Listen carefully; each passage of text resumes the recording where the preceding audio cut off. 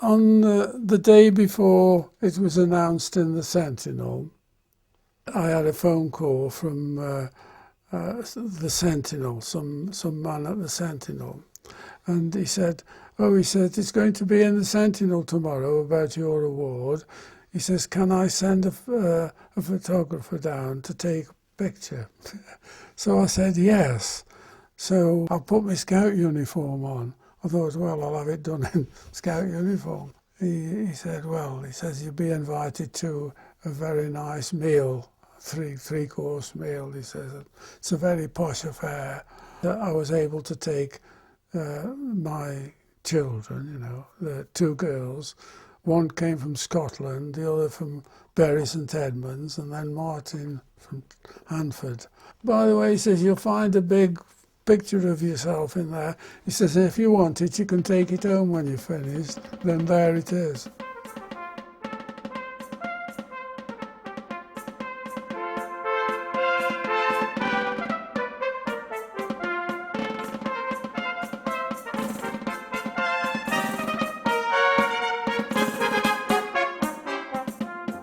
Can I just ask you then, where you were born and brought up?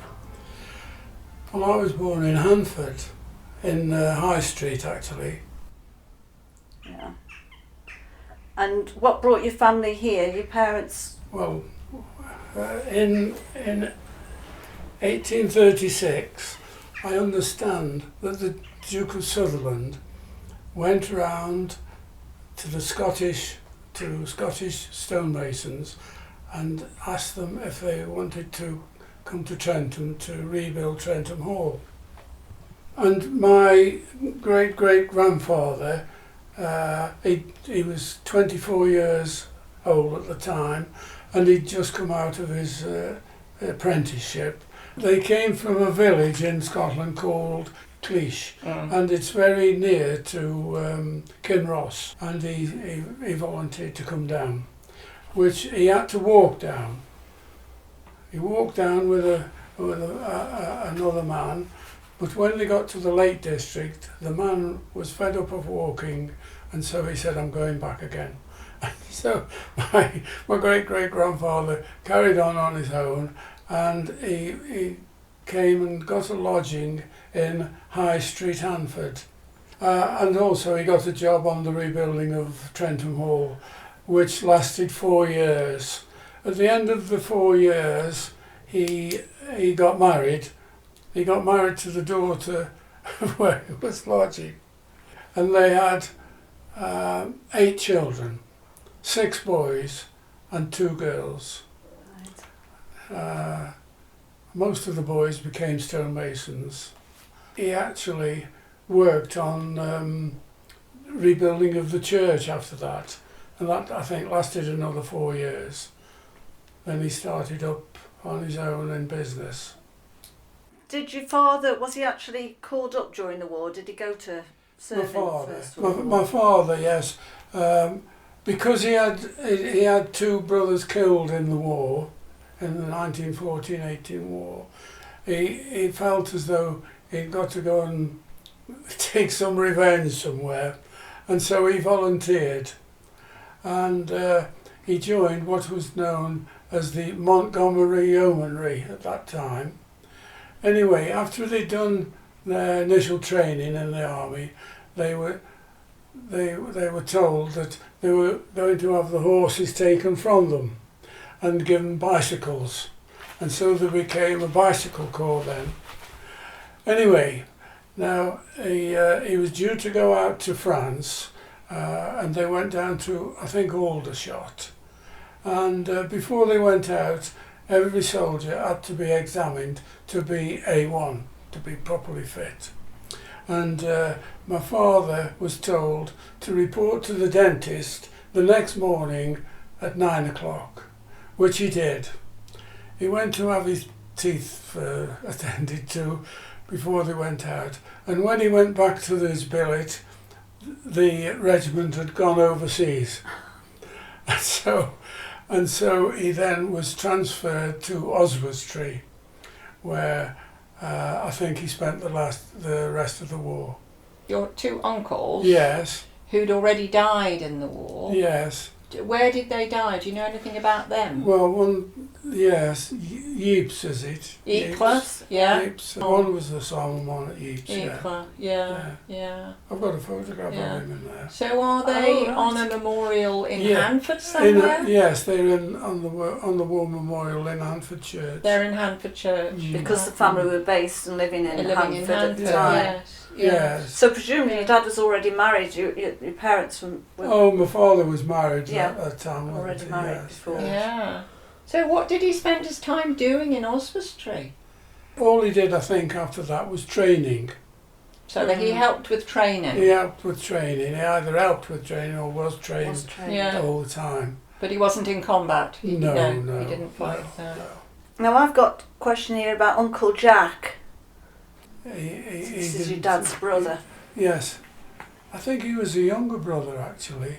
Yeah. Perhaps that's why he didn't go in the forces.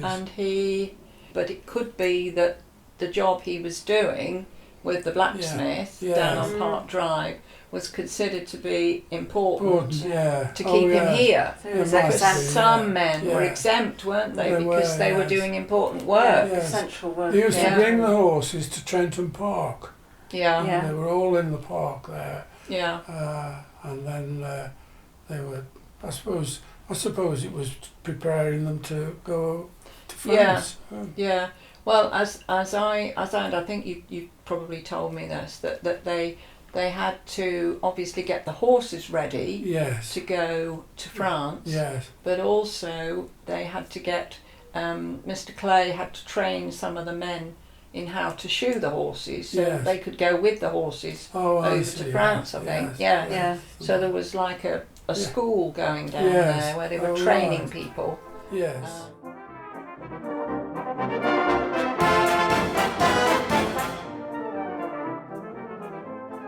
I was born on the 15th of November 1927. I was the baby of the family. How old were you? Were you 5 when you started school? 5, yes. I went to And where did you go? Hanford Institute. Hanford Institute. Yes. Yeah, where was that? That was in Wilson Road. It was on Wilson Road. Yes. Yeah. And you were there at the age of 5. Yes. Were the classes all mixed together, or were you kept separate? No, they were mixed together. There was only 2 classes in that institute. There were 2 classes. So you were divided by age, not by sex. That's right. Yes. By age. And then after a couple of years, we moved to Church Lane, to the school in Church Lane. Yeah. On Church Lane. Until I was 11. Exist, the same. When I became 11, then I was moved to Oak Hill. Where did you go to play? Did you go as far as the canal? Where did your mum let you go? Anywhere. Anywhere, you could go anywhere. Well, I haven't got much time, really. Not between your paper round and your deliveries, no. I haven't got a great deal of time, because I'd also got a stick round. What's that? A stick round. Well, you see, my father had got the firm up where it is now. Yeah. And where the park is now, that was a big pool, a great big pool. Where the swings are, you mean? Where the swings are, behind the chemist. Yes, there were 3 pools there. Yeah. And so all the waste out of factories in Stoke, they used to come and tip into the pool. Had there been marl holes or anything? No, they were marl holes. From the brick, from the brickworks. Brickwork, yes. And so, in the holidays, I got to know the drivers that came from Spode or somewhere. Yes, from the Stoke factories. From the different pot banks, Yes. Now, they used to send crockery abroad in crates made with birch. Yeah. Birch. Wooden crates. Stuffed with straw, weren't they? Were they stuffed with straw? Yes, that's right. Yeah, lined with straw and that, I suppose. And if they were damaged, they used to throw them away. And so I used to say to them, the drivers, if you've got any old crates, throw them over as you go by. So they used to stop and throw the wood over. And so I used to chop it all up, tie it all up in bundles, and come round Trenton selling it. So quite the entrepreneur then. Absolutely. And I got regular customers. Of course. Selling sticks. And in these crates there was thick wood as well for the corners. Yeah. They were about 2 inches by 2 inches or something, where they stuck these things in, you know. Yeah. And so I went down to Lax. That was the baker. The bakers, And asked him if he wanted to buy any of these, and he said, as long as they are a regular size, he says, I'll have as many as you can bring. So that was a regular customer. So this was fuel for I was never short of money, ovens. you see. Yeah. No, it sounds like it. Yeah. But I always gave it to my mother. Yeah. And I only considered my money was when I got a tip. Yeah. That was your own money. That was my money, yeah. So I used to keep myself going. Yeah. Oh, I also got a job at Trenton Gardens as well when I was about 13. Wow. I was collecting arrows on the archery. Oh, the archery, because the archery was one of the first. Well, I was quite small, and where did you have the archery? We had the archery where the Premier thing is now. The Premier Inn? Yes, near there, because there was a tennis court nearby and the bowling green. Yes. The archery seemed to go on quite a distance towards the A34, up behind there. There were sort of targets arranged at, say, 200 yards, 150 yards, and 100 yards, and 50 yards. Yeah. And so, you see, there were long periods when nobody came to the archery. Yeah. And so there was only myself and Oliver Snape. Oliver Snape, yeah. He was in charge of the archery.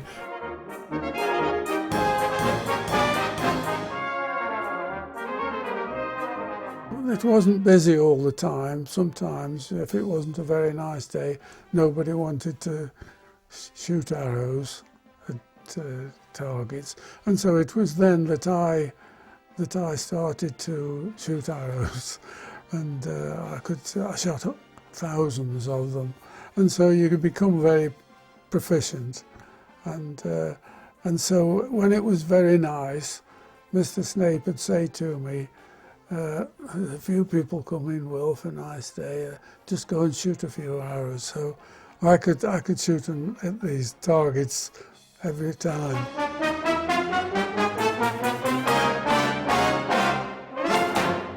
And the people used to think, oh, if he can do it, I can do it, you see.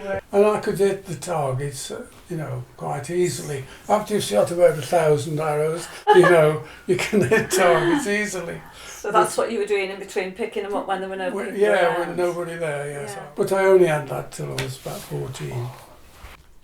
Where did people go? I mean, you've mentioned that there was a shop along Wilson Road. Yeah. Was that where most people, did your mum go and shop there? Yes. There was a co-op as well. There was a co-op where the Macmillan have got the shop now. Right. Now my mother's brother, by the name of Cooper, his name was Cooper. He had an awesome cart. And he used to go around the village with green grocery. Delivering green grocery. Yeah. From the co-op. Yeah. From the co-op. From the co-op, right. Yeah. Okay. But so there was the co-op on Main Street and another shop on Wilson Road. Yes. Now then, you see, but he was put out of business by the co-op. Oh, I see. Because people got no money. No. And everybody was on strike, sort of thing. Then I don't know whether it was the council or was the Labour Party who gave people tickets or vouchers to be spent at the co-op for food. Yeah, food vouchers. So you see, they'd all got these tickets, but they got no money. But they'd had previous to that, they'd had it delivered on the from the grocers. Yeah, there was a chemist shop at one time. Yeah, and then it was I think it was a baker's shop. I think it was a baker's shop, yeah. What was in on the corner where the big co-op is now, where Monopoly used to be? What was there? That was Brassington's. Brassington's. Butcher's shop. Oh, there was a butcher's shop there. Yeah. And then eventually that turned into a grocer's shop. And then eventually it turned into Monopoly. Yeah. And then the co-op. Yes. There was another shop as well at the top of what's known as Jansen Street. Yeah. Or New Street in those days. It used to be New Street. There was a little shop there that sold sweets. Yeah. And you could go and buy a penny's worth of sweets or a halfpenny worth of sweets. Yeah. Oh wow. Yeah. And also, I remember down on Main Street there was a post office. Yes. Oh yeah. Yes. Was that there a long time ago? The post office down there? Yes. When I was at school. Yeah. We used to have savings for the war. Yeah. Helping the war effort. Yeah. And they used to send me with all the money that all the children collected. Gosh. Or took on which wouldn't be a great deal, obviously. No, but yeah. It was a responsibility. Yes, and the teachers had collected it up, and then they'd send for me, the headmaster or whoever was collecting, send me, take this to the post office, and then I used to go around. I said to the daughter, what would happen? I said, if somebody came in and wanted to rob you. Oh, she says, and she bent down like that. She says, this is what we'd do, and she pulled a gun out. Wow, a real one? A real gun. Really? Gosh. Yeah.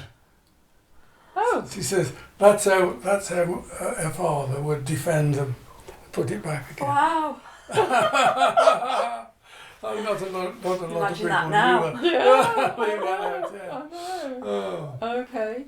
My parents had 5 children, but none of the boys wanted to be stonemasons. When I was 11, I said to my father, I said, "Oh, Dad, I'm going to take an exam. I want to go to Anley High School." And he said, "Well, I'm afraid I don't want you to do that," he says, "because your brothers don't want to be stonemasons." He says, "And I want somebody to follow me on." So I just went to Oak Hill. So I had to get my education by going to night school. I learned lettering, and then when I thought I knew enough about lettering, I went on to modelling, clay modelling, because I thought that was allied to carving. I was talking to the principal, and he asked me what I did and what I wanted to do, and I said, well, I like wood carving really, just as much as stonemasonry. He said, well, I'm a wood carver, he says, and he said, I was trained by Henry Moore. So for the next 5 years, because he said to me, he said, come along on a Monday night, he says, and I'll teach you. So I went along for the next 5 years, learning wood carving. And then eventually the education department decided to build a new art school in Liverpool Road. But they decided while they were building to make it into other things as well. And so he didn't want to do other things other than art. So they made him redundant. They wanted somebody to take over the wood carving, so they asked me if I would do it. So I did it for the next 13 years. And then eventually my father died, and so I thought it was a bit too much to do both. So I carried on with the family firm.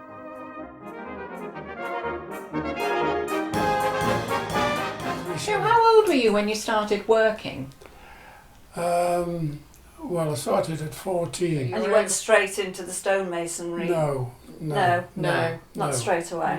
No, because I wanted to be connected with wood. I wanted to be a cabinet maker or something like that. There was no wood carvers anywhere about then. I worked for Coleman Sundberg, his name was. It was the very best thing that's ever happened to me. They were the furriers and tailors, ladies and gents tailors. It was the best tailor's shop in North Staffordshire. It was wonderful. As just a boy really, but you see, it was like this. The training that I got there, you wouldn't get anywhere else. In as much as I had to wear a suit, I had to have a crease in my trousers, I had to have a tie on and look very smart. He says, "You will be smart." So he was very disdisciplined. Very disciplined, obviously to show the customers that's employees right. And he taught me how to speak to people and things like that, you know. That was a good training then, well, it was. It was wonderful, really. Yeah.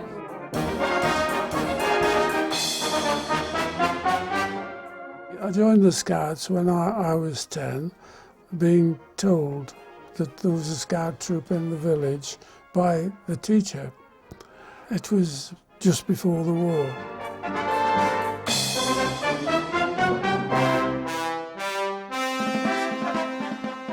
The day before war broke out, I'd been playing with another boy, riding a bike or something.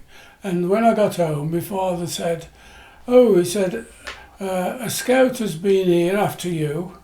To me, I said, what did he want? He says, well, you've got to report to the Institute on Sunday morning because we're expecting war at any minute. Right, so the Scouts all met the next day at the Institute, and we were all trained to fit gas masks.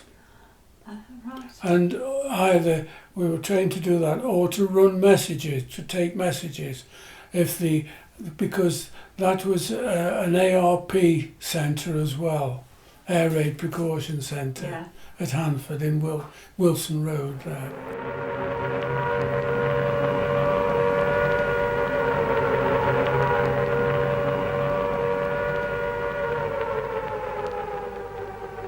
We were sort of then given times to be there. We didn't all go together once we got sorted out, you know. So you've got like a rota? Yes, we had a rota to be available. And because the schools were closed, weren't they? They closed the schools. And so we were available to fit gas masks. We fitted gas masks on all the people in Hanford and anybody else who came along who wanted one. So people collected them from the institute, yeah. And anyway, when we were sort of quiet, and weren't many people coming in, we were trained to put incendiaries out. Right. An incendiary bomb comes down and it bursts into flames, doesn't it? Sets things on fire. Yeah. Well, we were taught how to put it out. And we were issued with pumps and water pumps like that. And we take a bucket of water and we pump it, and another scout would hold it and squirt water on it like that. So we're like fire wardens then, really? Yes, we were really, yes. Yeah. There were none fell in our area. So you didn't have to do that? No, we didn't have to do it. No. But we had to know how to do it. Yeah, sure. How many scouts are we talking about? I mean, how many were there, roughly? There'd be about 16 or so. Soon after that, the leaders were called up into the forces. Yes, yeah. And so eventually we were run by the older boys. Right, yeah. So they took on the role to lead the troops and keep them. And then as time went by, I got older, and then I took on the Scouts in Hanford. And then when I became eligible to join what was known as the Senior Scouts, the secretary of the of the association around here, he said, I'd like you, Wilf, to go to Hanley, to the second city in Hanley. Yeah. And so I then joined Hanley Scouts. Right. And so yeah. Mr. Amor, his name was, Charles Amor. Yes. We used to call him CMA. Yeah. He asked me to go there, and I went and joined them.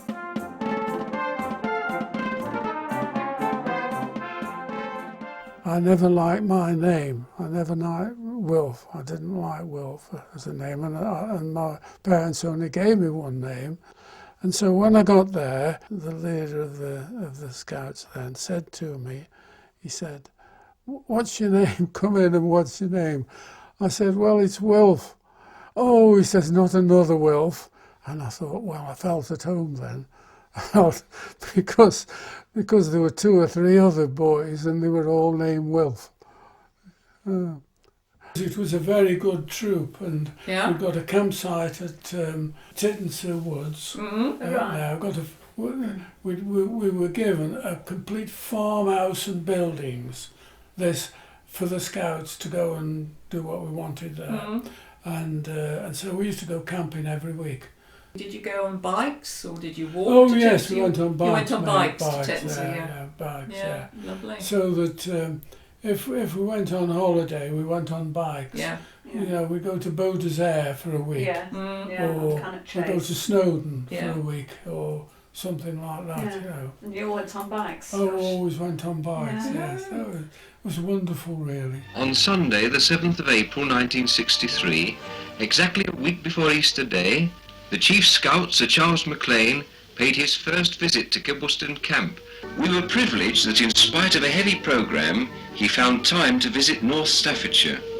The Chief's next stop is the Copeland cabin with its internal improvements, the gift of the Ladies' Committee of the Association. This important day in the camp's history is commemorated by the inscription carved by a scouter on the new oak mantelshelf. Another thing that happened, of course, during the war was that after Dunkirk in 1940, Yeah, some of the French soldiers came that's right. to Trenton, didn't they? Yes, Do you they did. remember them Free coming? French. They call The French, call yeah. them Free French. Yeah. Yeah. Do Yes. you remember them? I do. Yes, I remember them. Yes, they used to kill the deer. They really went to the Catholic Church at Trent Vale and Stoke, Yeah. rather than Trenton Church, because they were mainly They were mainly Catholics. Yes. Yeah. I think actually they decided to go back again. They didn't stay. They didn't stay for long. No, they didn't No. stay. They went back to France. Do you remember anything about prisoners of war coming in 1944? Yes, I can remember the Italians coming. You can. Yes, I think they were stationed at Rugeley. Yeah. Some of them came to Hanford and work on the farm. All right. Hanford. So they brought them out to Brought them do out work on the to land. work on the land, yes, Uh-huh. yeah, Mm. yeah. Mm. I can remember that, yes. Yeah. And if I went with my mate, if we went to cycle, say, we went to cycle to Rugeley, and then coming back, we could see all these prisoners of war in the fields. Yeah. Was that frightening to see them there, or No, were we you used to just a shout- bit used to cute? shout and You wave just and- waved at them, yeah, did you? And Oh. they waved back again. Yeah. Yeah. No, I didn't know whether they would be seen as a threat or No. whether you would be worried about them. You weren't worried. No. No, not at all. It wasn't really a thing that was talked about very much. No. You know, because they went to the farm and they didn't come into the village. So they didn't mix with the local No, people. they stayed on the farm. Yeah. They mixed with the farmer's daughter. With the farmer's family. Yeah. Yeah. How old did you have to be to join the forces? The forces, about 18, I think, wasn't it? Something like that, yeah. Yes, it was 18. Oh! No! was called up for the army. I went to a new barracks down in Northampton. I absolutely loved it, loved the training when I was in the army, because it was just like scouting, really. Yes, I eventually became a clerk in the Royal Army Ordnance Corps. Went down to train to be a clerk in Portsmouth, and then from Portsmouth I went to Nottingham, and after a while they posted me to Egypt.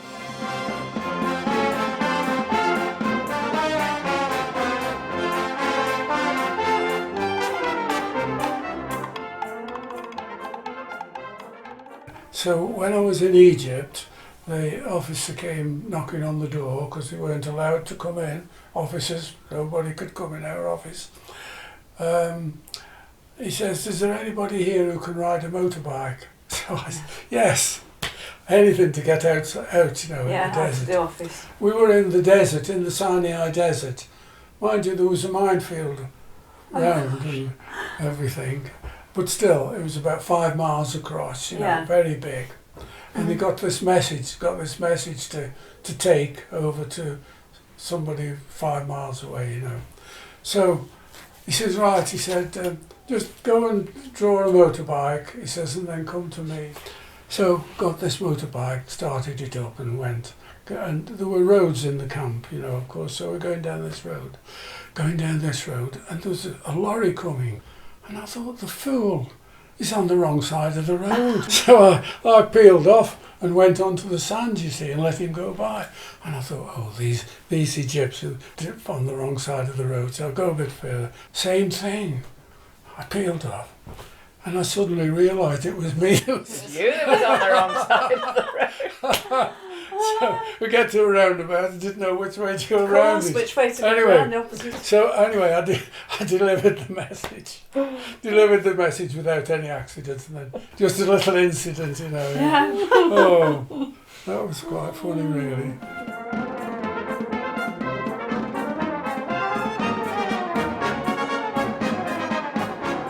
So when did you come home from Egypt? What year did you come home? Well, 15 months out there. 15 months. I was training in England before I went. Okay. And then you left it when I you worked for came my father. back. 28 Wilson Road. Go back a long time. I built the building, but That was where the business was that originally. was where it was. That's yeah. where he set it up when he left the Yes, estate to yes, set up on yeah. his own. Your wife was Mary Bratby's older sister, Barbara. Yes. Well, Barbara was a cub leader, and I was asked to be the scout leader. And so I was invited to a Christmas party, and to meet everybody, of course. Yeah. And so after we'd had the Christmas party and everything, I'd made arrangements to go with my friend to a dance at Trenton Hall, because I did old-time dancing. I liked old-time dancing. And I said to him, I don't want to come in here because I've met the person I'm going to marry. He says, oh, you don't want to worry about that. He says, there's hundreds of them in here. A lot of people met at Trenton. Yeah, my ballroom. Parents met at Trenton Ballroom. Yes. Yeah. I didn't see her again until March. Well, it took a long time for me to get the scouts and the cubs together. I think we got married about 1956, or I think we only sort of courted about 12 months. And where did you get married? Trenton Church. You were married at Trenton Church. Yes. Yeah, so it was... At the time, I was in the choir at Hanford Church, and also on the PCC at Hanford. Right. And Barbara, she was on the PCC at Trenton. Oh. Right. And so when we went to church, she went to Trenton and I went to Hanford. So after about 2 years, I thought that, this can't go on. Yeah. And so I resigned from the PCC and the choir, and I started to go to Trenton. So where were you living at the time then, between Hanford and Trenton? We were living in Brinsley Avenue. Oh right, so you were. You moved to Trenton. Yeah, we Yeah. We bought a house in Brinsley Avenue. Brinsley Avenue, Yeah. number 6 it was. Yeah. Oh, right. So that was actually around the corner where Barbara had been brought up. Yes, it was. Yes, Brook Road. yeah, that's right. Yeah, Yeah. just across the fields.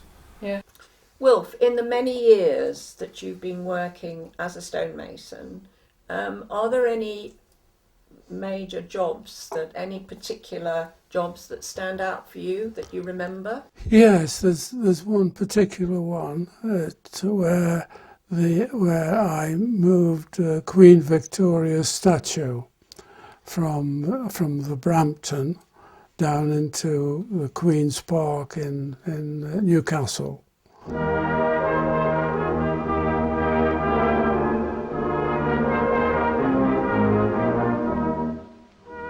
Well, we've come to the reign of Victoria, whose statue now resides nobly in Station Walks, but once stood in Nelson Place, where the old theatre was too. There's a new office block there now.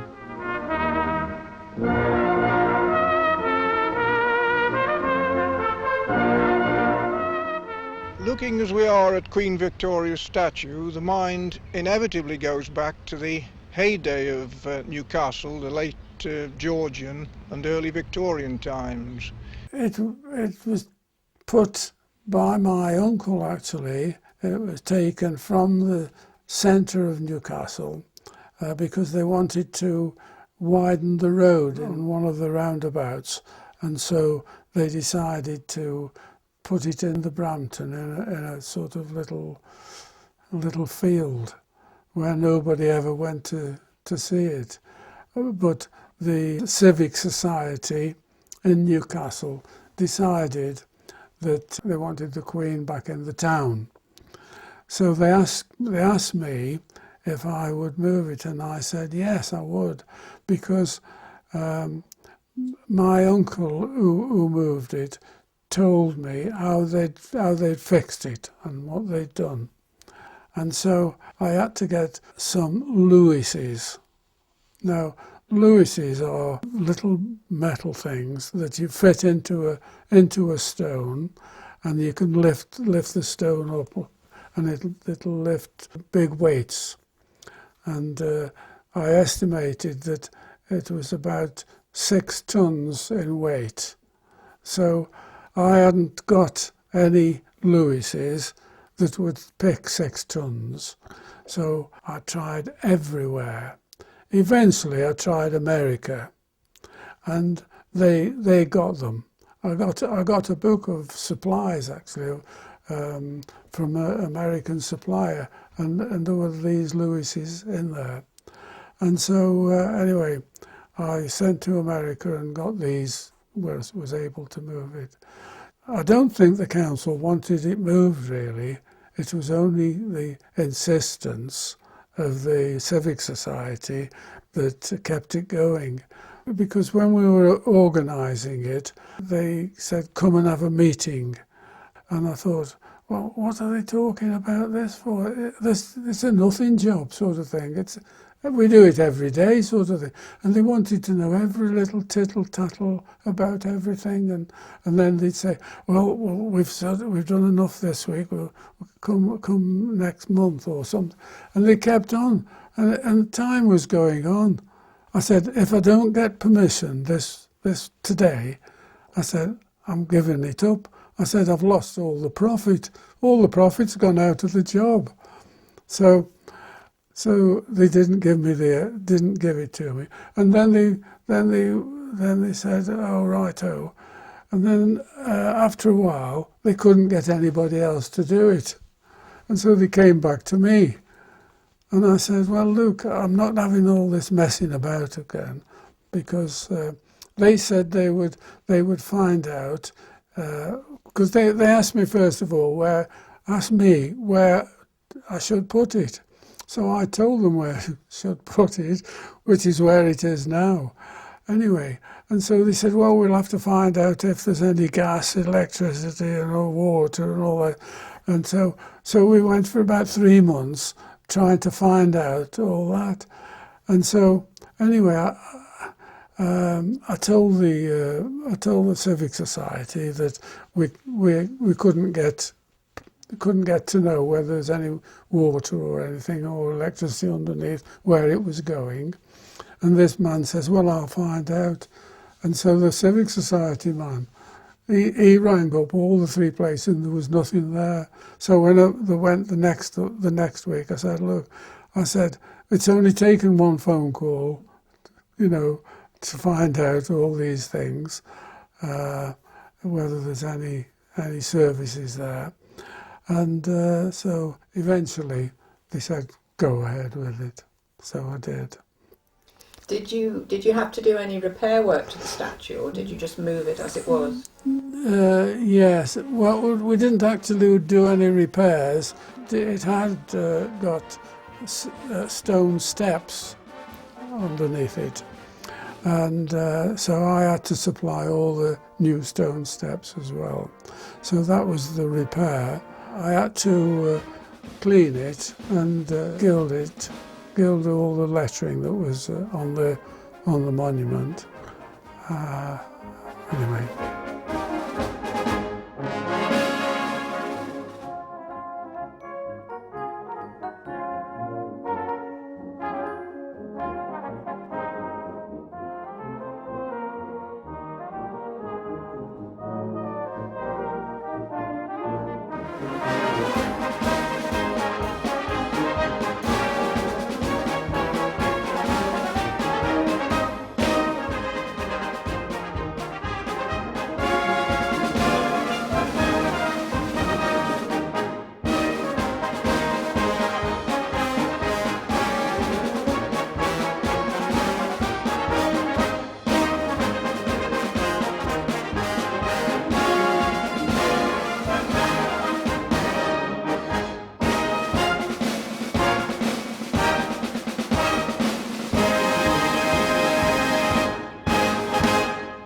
Can you tell us a little bit about the award that you've been given recently?